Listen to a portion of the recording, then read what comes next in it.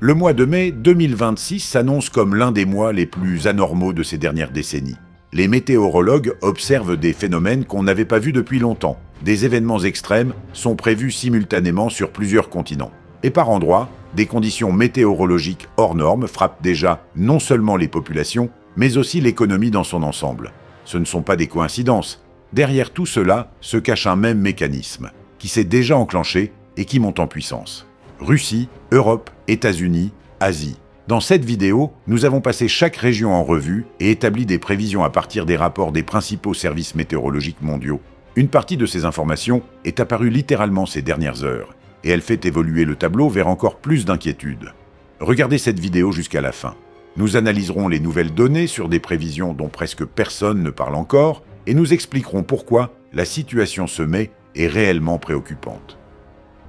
Ce mois tant redouté par les météorologues est là. Il commence à peine, et les données s'emballent au plus vite qu'on ne peut les analyser. L'Europe en mai 2026 vit simultanément dans deux réalités climatiques, séparées par une frontière qui passe approximativement par le centre du continent. Au sud, chaleur et sécheresse. Au nord et au centre, tempêtes, pluies diluviennes et brusques variations. Et tout cela se déroule sur fond de température qui, partout en Europe, dépasse la normale de 1 à 3 degrés. Cela peut sembler peu, mais ce sont précisément ces degrés supplémentaires qui transforment les orages de mai ordinaires en véritables coups du sort. La péninsule ibérique, l'Espagne et le Portugal entrent en mai déjà sous la sécheresse. Début mai, les températures y atteindront 28 degrés avec un minimum de précipitations. Pour le secteur agricole, c'est une catastrophe au ralenti. Les agriculteurs du sud de l'Espagne comparent déjà la situation à l'année sèche de 2022, qui avait détruit une grande partie des récoltes. Sauf qu'aujourd'hui, tout a commencé plus tôt, la France et la Suisse. Le début de mai sera pluvieux et froid. Elles recevront des pluies prolongées avec des cumuls significatifs. Pour la Suisse, cela représente une menace supplémentaire en montagne. Les versants gorgés d'eau deviennent instables. Le risque de coulée de boue et de petits glissements de terrain dans les vallées alpines augmente. Après ce début de mois pluvieux, la France entrera dans une période plus chaude, mais avec une instabilité orageuse. Des rafales locales sont possibles dans les régions au sud de Paris, l'Europe centrale. L'Autriche, la République tchèque, la Slovaquie et la Hongrie se retrouvent sous le coup de systèmes cycloniques venant de l'Atlantique et se renforçant au contact du continent réchauffé. C'est précisément là que se trouve la zone où l'air atlantique humide rencontre l'air chaud venu du sud. Le résultat, des systèmes orageux avec de la grosse grêle, des rafales et des pluies qui livrent en quelques heures les précipitations d'un mois entier. Les météorologues appellent ces phénomènes des éclats convectifs. Ils se prédisent mal et frappent de façon localisée, mais avec une extrême violence. Les Balkans, la Serbie, la Bulgarie et la Grèce connaissent leur propre instabilité. Des pluies persistantes et des orages locaux sont attendus. Pour la Grèce, le contexte est particulièrement important. Le pays ne s'est pas encore remis des incendies catastrophiques des dernières années. Les pluies apporteront un répit temporaire, mais dès qu'elles cesseront et que la chaleur arrivera, le risque de nouveaux incendies reviendra, avec une force redoublée. La Scandinavie, le nord de l'Europe, entre en mai dans le froid, mais le temps y est tout aussi instable. Pour la Finlande, dont les rivières charrient un grand volume d'eau après un hiver enneigé, les mois d'avril et de mai sont traditionnellement une période à risque de crue. Mais cette année, les réserves de neige étaient supérieures à la normale, de sorte que les crues au nord de la Finlande et de la Suède devraient être plus intenses que la moyenne. En Italie, le nord du pays est traditionnellement vulnérable aux inondations orageuses de mai. En 2023, l'Émilie-Romagne avait été submergée en quelques heures. En mai 2026, les systèmes cycloniques sur la Méditerranée créent les conditions pour des scénarios similaires. En Lettonie, Lituanie et Estonie, le mois d'avril s'est terminé dans la tempête. Par endroits, il y a eu de la neige fondue et des blizzards. Et dès la première quinzaine de mai, les météorologues locaux annoncent un brusque retournement. Les températures monteront à plus de 20 degrés. En quelques jours, l'hiver laissera place à l'été. Tout le mois de mai en Baltique devrait être humide, avec environ 56 mm de précipitations réparties sur une quinzaine de jours de pluie. Et voilà ce qui résume le tableau européen dans son ensemble. Un fond chaud de 1 à 3 degrés au-dessus de la normale, ce n'est pas simplement du temps agréable, c'est de l'énergie supplémentaire dans l'atmosphère. C'est précisément pour cela que les orages de mai en Europe deviennent d'année en année plus intenses, même si leur nombre total n'augmente pas. Les épisodes sont moins fréquents, mais chaque épisode est plus violent. Parcourons maintenant la Russie en détail, d'ouest en est, car dans un pays aussi vaste, le mois de mai 2026 n'est pas un seul événement, mais plusieurs à la fois, et chacun est dangereux à sa façon. Commençons par les régions centrales. Les conditions météorologiques anormales de fin avril n'y sont qu'un début. La capitale entre en mai avec deux menaces contradictoires. La première, une chaleur anormale en première moitié de mai. Les météorologues prévoient jusqu'à 25 degrés avec une absence totale de précipitations. Pour les moscovites, cela semble agréable, mais cette médaille a son revers. Les tourbières asséchées de la région de Moscou sont un vieux problème bien connu. Sous une telle chaleur et avec du vent, elles peuvent s'embraser et couver pendant des semaines, enveloppant la ville d'une fumée âcre, comme cela s'était déjà produit en 2010. La deuxième menace, les crues. Certaines zones longeant les rives risquent d'être inondées. La région de Nijni Novgorod mérite une mention particulière. Le ministère des Situations d'urgence a déjà émis une alerte officielle spécifiquement pour cette région. La combinaison de chaleur anormale, de vent sec et de sol desséché crée des conditions propices à l'apparition éclair d'incendies de végétation. Le Caucase du Nord figure pour la première fois depuis longtemps sur la liste officielle des régions à haut risque d'incendie. En mai, le relief montagneux y rend la lutte contre les incendies extrêmement difficile. Les engins ne peuvent pas passer partout, et le vent dans les gorges est imprévisible et peut changer instantanément la direction du feu. En Sibérie, une catastrophe hydrologique à part entière se déploie. Deux facteurs clés, un hiver exceptionnellement enneigé et une chaleur précoce. Leur combinaison déclenche une fonte accélérée de la neige sur deux fronts à la fois, en plaine et en montagne simultanément. Il en résulte deux vagues de crues successives. La première, due à la fonte en plaine. La seconde, plus puissante, due à la fonte dans les contreforts de l'Altaï. L'intervalle entre les deux vagues est minimal. Les populations et les services de secours n'ont pas le temps de se remettre de la première vague que la seconde arrive déjà. Dans la région de la Volga, le fleuve a accumulé des réserves d'eau nettement supérieures aux moyennes pluriannuelles. La situation dans les régions de Kourgan et de Perm est particulièrement préoccupante. Là-bas, les rivières en zone inondable débordent traditionnellement sur de grandes surfaces, noyant des quartiers entiers de maisons individuelles. Les habitants de ces zones le savent. Tous les quelques années, l'eau entre dans les maisons. Cette année, elle viendra, c'est certain. La seule question est de savoir jusqu'où elle montera. Les météorologues avertissent globalement, l'anomalie de chaleur de la première semaine de mai ne durera pas. Elle sera suivie d'un brusque refroidissement avec des pluies. L'écart de température peut atteindre 15 à 20 degrés en 48 heures. Sur toute la partie européenne de la Russie, mai s'annonce anormal non seulement par la chaleur, mais par l'instabilité. Chaleur, puis froid, puis à nouveau de la chaleur, puis des pluies diluviennes. L'atmosphère sera littéralement en perpétuelle mutation. L'Asie centrale n'échappera pas non plus aux épreuves. Dans le sud du Kazakhstan et les régions avoisinantes, des chaleurs allant jusqu'à 44 degrés sont prévues en mai, tandis que dans le nord du pays, au même moment, des gelées nocturnes jusqu'à -3 degrés sont attendues. Les météorologues résument la météo du mois de mai au Kazakhstan, en un seul mot, extrêmement variable. En Ouzbékistan, une vague de chaleur particulière est attendue. Le service météorologique national a émis une alerte officielle. Du 14 au 16 mai, les températures grimperont jusqu'à 43 degrés. Les États-Unis en mai 2026, c'est 3 catastrophes distinctes qui se déroulent simultanément dans 3 parties différentes d'un même pays. Au sud-est, les incendies.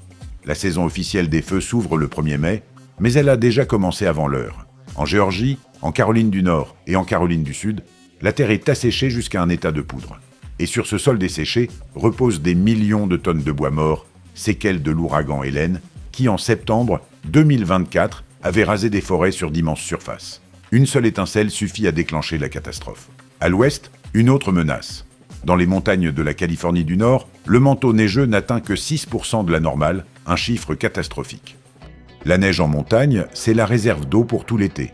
Si cette réserve est vide en mai, l'été se paiera en incendie. Depuis le début de 2026, près de 17 000 incendies ont déjà été recensés aux États-Unis. C'est 2,7 times plus que la moyenne habituelle pour la même période. Le Centre national de lutte contre les incendies désigne explicitement la Californie du Nord comme une zone à risque critique pour le mois de mai.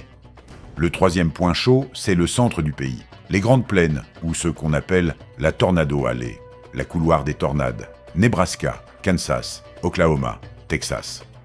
L'agence de prévision AccuWeather prévoit un mois de mai actif en termes de phénomènes météorologiques violents. Mais il y a un détail intéressant, les météorologues préviennent que la principale menace n'est pas les tornades elles-mêmes, mais les rafales de vent rectilignes et les inondations soudaines dues aux pluies. Ce sont elles qui font le plus de victimes, et ce sont elles qui sont les plus difficiles à prévoir. Dans le nord du Texas, après un printemps relativement calme, les météorologues anticipent une brusque intensification dès les premiers jours de mai. L'été là-bas s'annonce avec des températures dépassant 38 degrés la majeure partie du temps.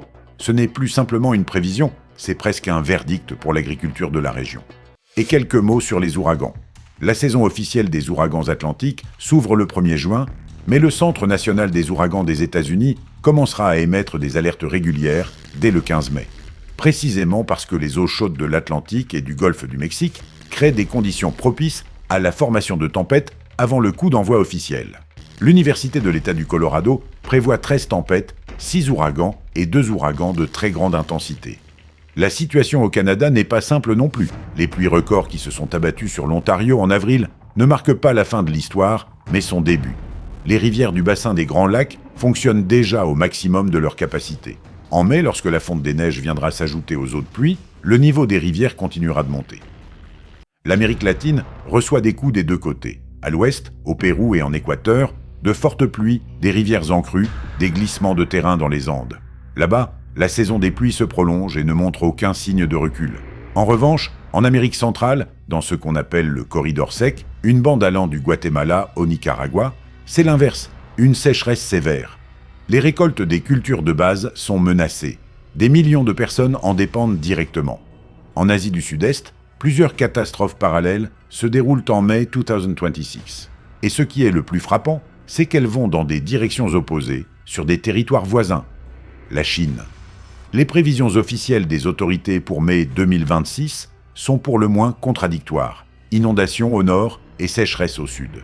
Les provinces du nord, traditionnellement arides, seront cette année confrontées à de graves crues, tandis que le cours moyen et inférieur du Yangtze, principale région risicole du pays, souffrira d'un manque d'eau criant. Les météorologues chinois le constatent clairement. Le réseau hydrologique du pays cesse de se comporter de manière prévisible. On prévoit au total 24 à 26 typhons dans la région du Pacifique. 7 à 9 d'entre eux pourraient frapper le continent chinois et d'autres pays asiatiques. Mais il y a une particularité qui inquiète les spécialistes. Cette année, les typhons pourraient pénétrer profondément à l'intérieur des terres, dans des zones jusqu'alors considérées comme protégées. Quand un typhon atteint les territoires intérieurs, il y provoque des destructions catastrophiques là où rien n'est préparé pour les recevoir. Et c'est précisément là que se concentre une grande partie des usines et des sites de production électronique. Au Japon, dès le 1er mai, les météorologues enregistrent des températures supérieures à 25 degrés. Ce sont des valeurs estivales pour un début de mai, et elles inquiètent les spécialistes. La principale menace n'est pas la chaleur en elle-même, mais l'instabilité atmosphérique. Transition brutale de la chaleur aux pluies, orages, tornades locales. L'île de Kyushu est particulièrement exposée, étant la première à recevoir les coups venus de l'océan. En Corée du Sud, les autorités ont dès le mois d'avril appelé la population à se préparer à un événement climatique très intense. Les experts n'excluent pas que le phénomène en cours évolue vers ce qu'on appelle un scénario d'intensification rapide, dans lequel l'intensité des pluies et des ouragans dans le sud de la péninsule augmente brutalement en peu de temps. Pour un pays à forte densité de population dans les zones côtières, cela représente une menace directe pour la vie des habitants. En Indonésie et en Malaisie, mai s'accompagne d'un risque accru de glissement de terrain. La topographie montagneuse combinée à des précipitations instables forme une combinaison mortellement dangereuse. Les autorités locales ont déjà commencé à préparer les itinéraires d'évacuation. Les années précédentes, ce sont précisément de tels glissements de terrain qui ont englouti des villages entiers en quelques minutes.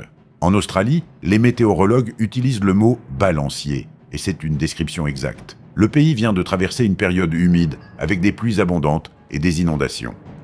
Et maintenant, c'est le brusque retournement.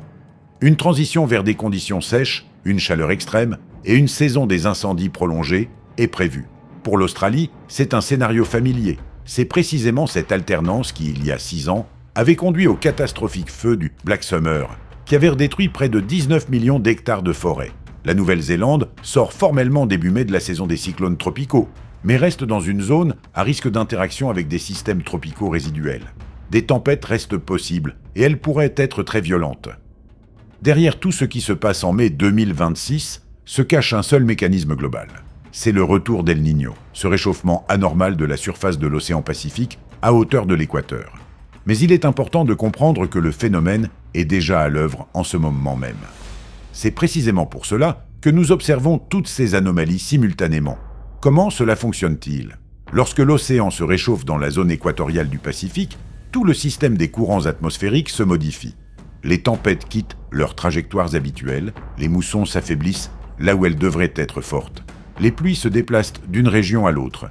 Mais il y a un détail qui distingue 2026 des épisodes d'El Niño précédents. La planète est aujourd'hui plus chaude qu'elle ne l'était lors de n'importe quel épisode antérieur. Cela signifie qu'El Niño se superpose à un système déjà en surchauffe. En conséquence, chaque phénomène extrême est plus intense, chaque tempête apporte davantage d'humidité, chaque vague de chaleur bat les records précédents.